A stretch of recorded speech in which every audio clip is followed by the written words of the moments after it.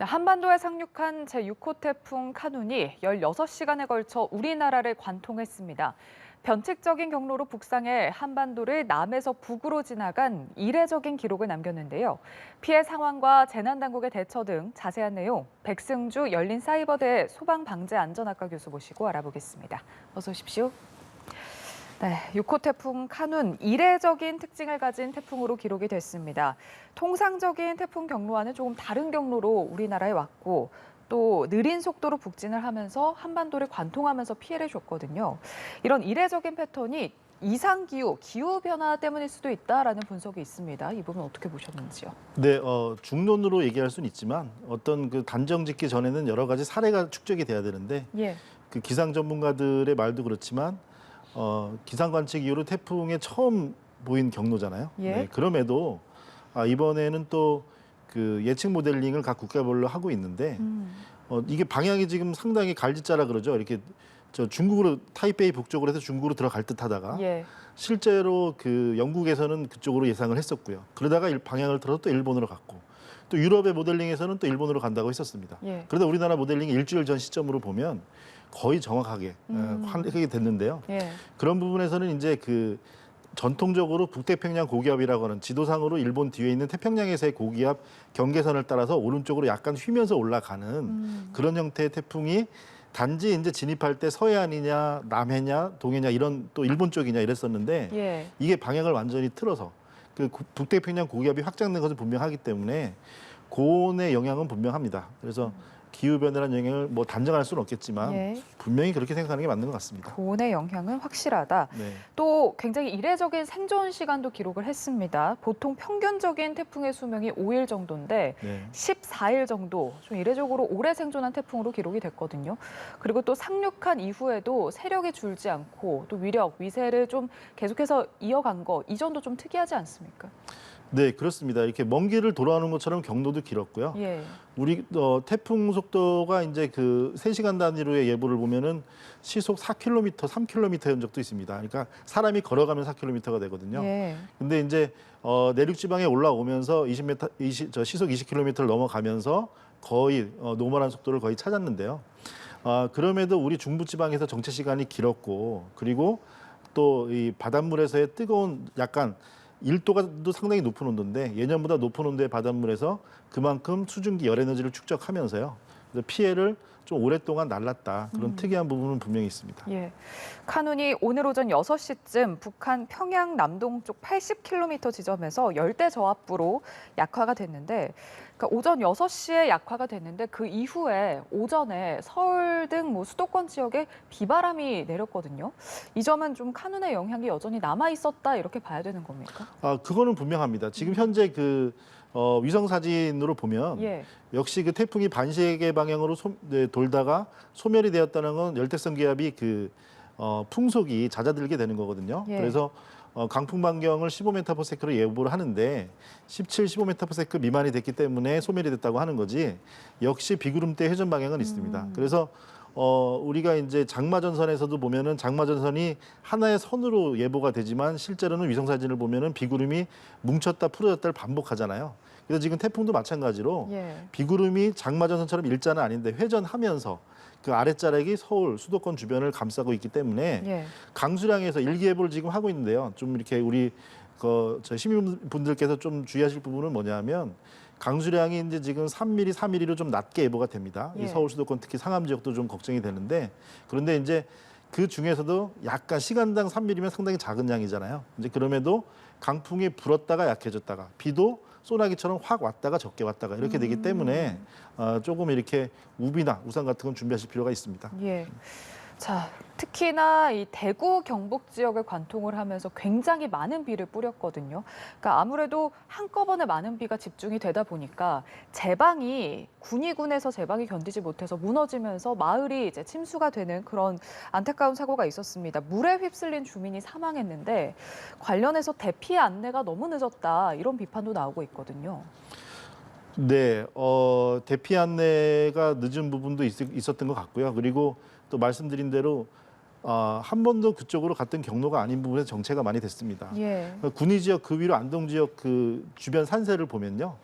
그 지방도 국도가 이제 전부 다 그 높은 산 밑에 계곡 주변으로 이렇게 형성이 돼 있다 보니까 예. 상대적으로 이렇게 비가 태풍이 많이 좀 머무는 시간이 길어지다 보면 그 계곡으로 다 물이 몰리게 되잖아요. 그렇게 되기 때문에 조금 선제적인 좀 조치, 제방 같은 게 무너진 부분에서는 불과 7월 달에 그렇게 안타까운 사고도 있었는데 예. 조금 보완이 부족하지 않았나 그런 좀 아쉬움도 있고요. 그리고 대피 문자가 늦었다는 부분은 분명히 한번 살펴봐서 앞으로 또 더 빨리 좀 할 수 있도록 방향을 찾아봐야 될 것 같습니다. 예. 강원도 고성 지역은 어제 300mm가 넘는 많은 비가 내렸습니다. 곳곳에서 침수 피해가 잇따랐는데 네. 재난안전 문자 모두 16차례를 보냈고 또 거기에 추가로 대피하라는 별도의 문자를 보냈기 때문에 인명피해를 막을 수 있었다 이런 평가가 나오고 있거든요. 재난안전 문자의 중요성을 좀 다시 한번 보여주는 사례가 아니었나 싶은데 이 부분 어떻게 보셨는지요? 분명히 효과가 있었다고 봅니다. 그리고 또 직전에 예. 긴장감도 있었고요. 7월 달에 그 호우에 따른 피해가 있었기 때문에 조금 덧붙이고 싶은 부분은 예. 이렇게 문자를 보낸 것도 보낸 것이지만 우리가 문자 폭탄이라고도 얘기를 하잖아요. 재난 문자가 많이 받고 있는데 예. 그 재난 문자를 잘 선별을 해서 보내는 것도 그렇고요. 그리고 그걸 받았을 때 그 호소에 응하는 호응도 중요합니다. 그 주민분들이 그러니까 그 관과 민의 그래서 지자체 정부에서도 적극적으로 경보를 메시지를 알리고 예. 그리고 주민분들도 적극적으로 호응을 해서 그런데요. 이렇게 만나서 행동으로 옮겨져야지만 피해가 없는 거잖아요. 바로 7월 달에 우리가 오송 침수 사고나 예천 산사태에서 알고 있습니다. 예. 경보나 통제나 수위나 전부 다 됐는데 통제하는 사람이 없었고 대피를 선제적으로 하지 못한 주민들이 많았잖아요. 그래서 직접 행동으로 옮기는 거를 실천해야 될 때다. 이렇게 봅니다. 예. 자, 그리고 많은 전문가들이 이번 태풍 카눈이 세력을 키워온 그런 과정들을 봤을 때 앞으로 향후에 우리나라가 현재보다도 더 태풍 취약 지역이 될 수도 있다 이런 좀 우려 섞인 전망을 내놨거든요.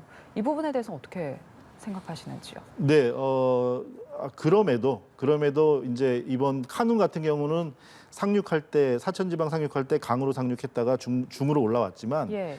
역대 규모급은 아니지만 경로상으로 보았을 때 아마도 매년 태풍 그 계절이 되면 호출이 될 것 같습니다. 우리 입에 오르내릴 것 같은데요. 예. 그러다 보면 이제 중국으로 향하는 태풍, 일본으로 향하는 태풍이 언제 어떻게 내륙으로 올라올지 모른다. 근데 이번에 우리한테 또 계기를 준 것이 바로 미리 일주일 전부터 거의 정확한 경로를 알렸고요. 예. 모델링은 언제나 틀릴 수가 있습니다.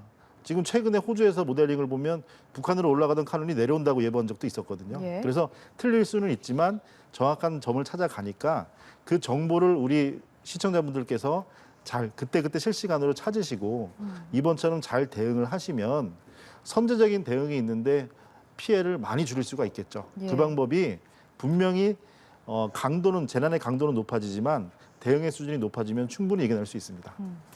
자, 이렇게 매년 태풍이 반복되고 있고 그리고 현재보다 더한 태풍 취약 지역이 될 수도 있다 이런 좀 우려 섞인 전망도 나오고 있는 상황에서 우리나라 재난 대비 시스템이 기후 변화의 속도를 따라가지 못하고 있는 것 같다라는 지적도 있거든요. 조금 제가 너무 추상적으로만 계속 말씀드리는 것 같아서 구체적으로 좀 말씀드리면 예. 그렇습니다. 선진국들은 20세기부터 우리 소위 얘기하는 방제 선진국들은 20세기부터 막대한 비용을 들여서 천문학적인 금액으로 방제 시설들을 갖춰왔습니다. 그러면 이제 방제 시설이 이제 소비가 아니고 예. 그로 인한 재해 예방에 대한 비용이 투자금에 대한 회수로 돌아가는 거죠. 가까운 나라 일본만 하더라도 우리가 올림픽으로 잔치를 하던 88년부터 조 단위의 돈을 들여서 대심도 빗물 터널을 도쿄 수도에 갖추고 예. 그에 따라서 3배 이상의 비용을 벌써 회수를 했습니다. 자, 우리나라도 그것을 본받자 많은 그게 있었지만 예산의 한계가 있고요. 벌써 올해만 해도 역시 조 단위로 서울의 그 대심도 빗물 터널을 시작하겠다고 설계 용역을 하고 있는데 예산만 잡아놓고 발주를 못 하고 있습니다. 역시 예산이 얼마인지만 정해놓고 예. 예산을 구하지도 못하고 결정도 못 하고 있죠. 조금 더 예. 정확히 말씀드리는 부분은 예. 이제 노들선 개발 사업 얘기도 나옵니다.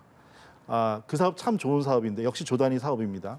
근데 재난인 제 입장에서는 둘 다 하면 좋겠지만 꼭 해야 된다면 재난에 대한 투자가 조금 더 선진국에 가까워지는 길이 아닌가 이렇게 생각합니다. 예. 재난 대비 시스템, 방제 시스템 구축이 좀 빨리 이루어져야 할 것 같습니다. 네. 자, 말씀하신 것처럼 태풍이 지금 매년 반복되고 있고 피해도 계속해서 생기고 있는데 어떤 대책이 좀 가장 시급하다라고 보시는지요? 네. 좋은 말씀이신데요. 그럼 당장 예산탓만 하고 천문학적 비용탓만 하고 만약 있을 수는 없잖아요. 예. 이렇게 되면 그 선택과 집중이란 말을 우리가 많이 합니다. 그래서 산림청의 예를 좀 들 수가 있는데 우리가 산사태를 아깝게 겪었는데 예. 그 산사태 취약지구라고 얘기를 합니다. 전체 산림의 1%도 안 되는 면적을 취약지구로 정해서 거기에 대비에 대한 걸 50%를 쏟아붓어요. 예산을. 그래서 예. 실제로 취약지구에서의 산사태는 많이 절감을 했는데 근데 취약지구가 아닌 지역에서 산사태로 피해가 많이 났죠. 우리 국민들이 보시기에는 이걸 지정을 왜 했냐 이렇게 할 수가 있겠죠. 그래서 네. 우리가 관심을 가지고 대비가 필요한데 정말 정확한 해법은 바로 뭐냐면 인명피해를 줄이는 부분입니다. 인명피해를 줄이게 되면 이제는 더 이상 우리가 홍수, 태풍 가지고 사망자 수를 가지고 크기를 가늠하는 이런 시대는 지나가야 되잖아요. 그래서 네. 아무리 큰 태풍이 와도 예산이 부족해서 토목, 인프라 시설을 못 갖췄더라도요. 서로 정보를 정확히 공유하고 사전 대응 요령을 숙지하면 인명피해만 줄이면 될 일입니다. 네, 그래서 예산은 차지하더라도 일단 대피를 통한 인명피해를 앞으로도 줄여가야 된다. 그게 시급하다고 말씀드립니다. 예. 자, 그리고 새만금 잼버리가 오늘 네. 폐막을 합니다. 일정과 장소가 2번이나 바뀌었던 K-팝 콘서트는 서울 상암 월드컵 경기장에서 진행이 되는데요. 아무래도 전국으로 흩어져 있던 대원이 오늘 이 K-팝 콘서트를 위해서 한 자리에 모이는 만큼 인파 관리, 안전사고 예방 정말 중요해 보이는데요. 네, 두 가지 정확합니다. 정확히 예. 말씀하셨고요. 그래서 이게 그 국가 행사가 아니겠습니까? 그러면 이거를 제 입장에서는 상당히 저는 정말 불안하게 생각을 하는데요. 예. 이런 그 지방 중소도시 규모의 인원이 한꺼번에 한 장소에 모이게 되고 그 모인 장소가 결정된 것이 일주일이 안 됐고 예. 시설을 갖추기 시작한 지가 4일 정도밖에 안 됐습니다. 그럼 그 안에서 이렇게 행사를 했을 때 당장 시설 안전부터 우려가 되고요. 네. 여러 가지 사고를 저는 최악의 시나리오를 생각할 수밖에 없는 부분에서는 예. 키워드를 말씀드리고 싶습니다. 3S라고도 하는데 첫 번째가 세이프티가 되고요. 안전해야 되겠죠. 두 번째 보안이 중요합니다. 시큐리티 부분 말씀드리고요. 네. 그래야지 진정한 석세스 행사가 성공이 되겠죠. 그래서 우리가 진행 요원이 아니고요. 행사가 만약에 안전하지 못하고 위험하고 또 보안의 요소가 깨져서 이게 큰 위험이 도달한다면 중단도 시킬 수 있는 거고 취소도 할 수가 있는 겁니다. 예. 지금 당장에도요. 행사 그러자는 말씀이 아니고요. 저도 행사가 잘 마무리되길 정말 바라는데 만약에 그럼에도 진행을 우선이라고 생각을 해버리게 되면 항상 그것 때문에 큰 사고로 이어집니다. 예. 네, 그래서 운영을 하시면서 안전과 보안이 먼저다. 제일 우선이다. 그 말씀 좀 당부드리고 싶습니다. 예, 지금 뭐 4만 명이 넘는 인원이 네. 한 장소로 집결을 하는 만큼 뭐 행사장 내외로 인파 관리 꼭 필요해 보이고요. 일단 뭐 네. 경찰, 소방, 뭐 의료팀까지 배치가 된다고 하는데 말씀하신 것처럼 운영, 안전과 보안에 좀 철저히 좀 신경을 써야 할 것 같습니다. 좀 걱정되는 부분이 아무래도 태풍이 바로 직전에 오고 갔기 때문에 좀 어수선하지 않을까, 분위기가 좀 그렇죠. 어수선하지 네. 않을까 이 부분도 좀 걱정이 되고 K-팝 콘서트를 또 기대하고 있는 대원들도 많다고 해서 그렇습니다. 조금 너무 흥분되지 않게 좀 침착하고 안전하게 진행되는 게 좀 중요할 것 같거든요. 네, 그래서 예. 운영 경험이 많은 인력을 충분히 수용을 해가지고요. 예. 그래서 그분들의 의견을 우선으로 들어야지 무조건 성공적으로 마쳐야 된다는 목적을 가지고만 하다 보면 예. 이게 잠깐 세울 수도 있는, 아까 말씀하신 대로 콘서트가 과열이 되면 잠깐 중단시킬 수도 있는 문제잖아요. 그걸 누가 뭐라고 하겠습니까? 예. 그렇게